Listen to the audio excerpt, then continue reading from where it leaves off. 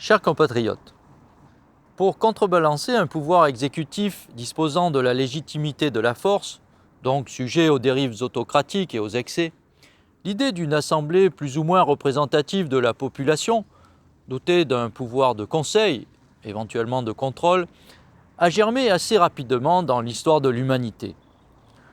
L'invention de l'écriture a permis à certaines civilisations antiques d'aller plus loin en permettant à ces assemblées de formaliser, d'inscrire dans la durée un certain nombre de règles, les lois, destinées à encadrer le pouvoir des chefs, à protéger la population et, ce faisant, à établir des normes laïques de la vie en société. Dans les démocraties, ce pouvoir législatif s'est ainsi affirmé tout à la fois comme indispensable premier contre-pouvoir et comme incontournable deuxième pouvoir. En théorie, dans de petites communautés isolées, à l'époque préhistorique ou jusqu'à récemment dans des zones à faible densité de population, chaque membre de la communauté pouvait voter directement pour prendre des décisions. Le développement démographique, la complexification de l'organisation sociale, l'établissement de relations diplomatiques entre tribus, puis entre nations, ont rendu nécessaire la délégation de pouvoir par l'intermédiaire de représentants censés défendre les intérêts de leurs mandants. En particulier, les systèmes démocratiques ont fini par mettre sur orbite la figure du parlementaire, élu au suffrage universel, chargé de représenter le peuple dans le contrôle du gouvernement et le vote de la loi. Le mécanisme de la représentation est efficace sur le plan organisationnel, mais il se heurte à de nombreux biais sociopolitiques qui posent l'inévitable question de la représentativité des élus. Les électeurs apportent en effet leur voix à des personnes censées être compétentes et capables de défendre des positions idéologiques déterminées. Cependant, un bon candidat ne fait pas forcément un bon élu. L'électoralisme, le carriérisme, la démagogie, la compromission sont des pratiques beaucoup trop répandues qui nuisent à la démocratie. C'est quand un élu est représentatif, et le reste, qu'il est légitime. Le vote de la loi nécessite en effet du temps, de l'indépendance et de l'audace. Or, beaucoup trop de textes sont votés dans la précipitation, suite à un fait divers, à un événement dramatique ou à une pression médiatique. Par ailleurs, les gouvernements, les ministres ont l'obsession de faire voter de nouvelles lois, comme pour laisser l'empreinte de leur passage, alors qu'il serait déjà fort appréciable de faire respecter les lois existantes. Il n'est pas rare dans les démocraties de faire, défaire et refaire la même loi pour de simples objectifs politiciens, pour marquer une différence de façade avec ses prédécesseurs. Qui plus est, les lois sont souvent complexifiées ou vidées de leur substance par l'introduction abusive de petits alinéas où viennent discrètement se nicher la défense d'intérêts catégoriels ou idéologiques. Enfin, les nouvelles lois se contentent la plupart du temps d'aménager l'existant et aboutissent à des édifices législatifs bancals, des éléments modernes greffés sur des pratiques dépassées.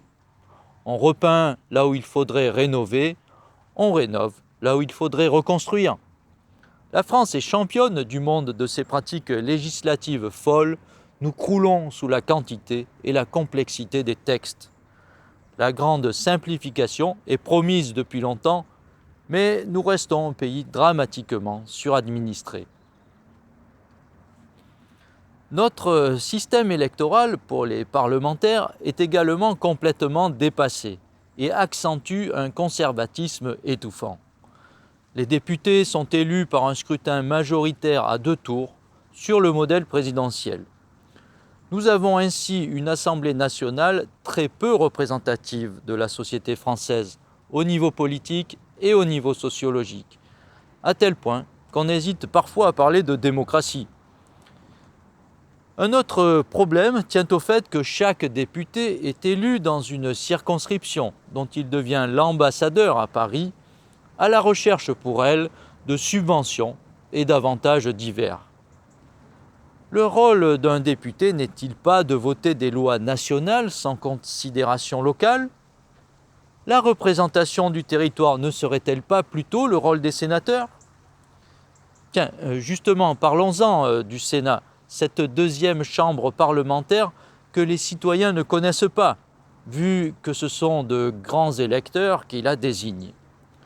Ce mode d'élection est un véritable archaïsme, un scandale contre la démocratie, qui fait du Sénat un État dans l'État que le général de Gaulle lui-même n'a pas réussi à réformer. Soyons clairs, le système électoral français empêche totalement d'avoir une représentation parlementaire démocratique digne de ce nom. Je propose une démocratisation de la représentation parlementaire. L'Assemblée nationale sera intégralement élue à la proportionnelle à partir de listes régionales paritaires.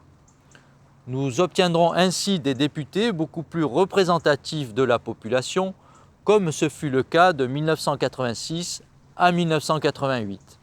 Des députés concentrés sur leurs tâches nationales, dépensant beaucoup moins de temps et d'argent pour soigner leur circonscription et leur réélection. Le nombre de députés sera ramené de 577 à 400. Les majorités se feront par coalition, comme cela se pratique dans toutes les démocraties avancées où la séparation des pouvoirs est claire. L'Assemblée nationale retrouvera de fait un réel pouvoir législatif par rapport au président de la République et au gouvernement et pourra effectuer un véritable travail d'allègement et de simplification des codes juridiques.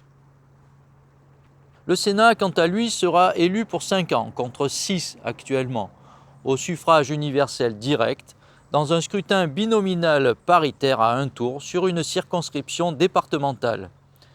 Un des candidats du binôme devra avoir été maire. Les 2 binômes arrivés en tête seront élus, ce qui fera 4 élus, 2 femmes et 2 hommes, pour chaque département, amenant le total de sénateurs à un peu plus de 400. Le Sénat est censé être une représentation géographique de la nation, qui doit donc être découplée du nombre d'habitants de chaque territoire, et le département, bien identifié et apprécié par les citoyens, reste l'échelon pertinent pour ce faire. Voilà, la clé politique numéro 12, c'est le pouvoir législatif, le pouvoir d'élaborer et de voter la loi, qui est confié dans les démocraties à des représentants élus au Parlement. L'indépendance et la représentativité des députés et sénateurs doivent être améliorées, et un grand effort de simplification des lois doit être effectué. Il nous faut des parlementaires qui soient vraiment représentatifs de la population et des territoires, pleinement à leurs tâches et non soumis au pouvoir exécutif. Cela passe essentiellement par la modernisation du système électoral. Exigeons des lois simples votées par un Parlement qui ressemble à la France. Je vous remercie de votre écoute et je vous donne rendez-vous le 7 novembre prochain pour la clé numéro 13. Je vous dis donc à bientôt.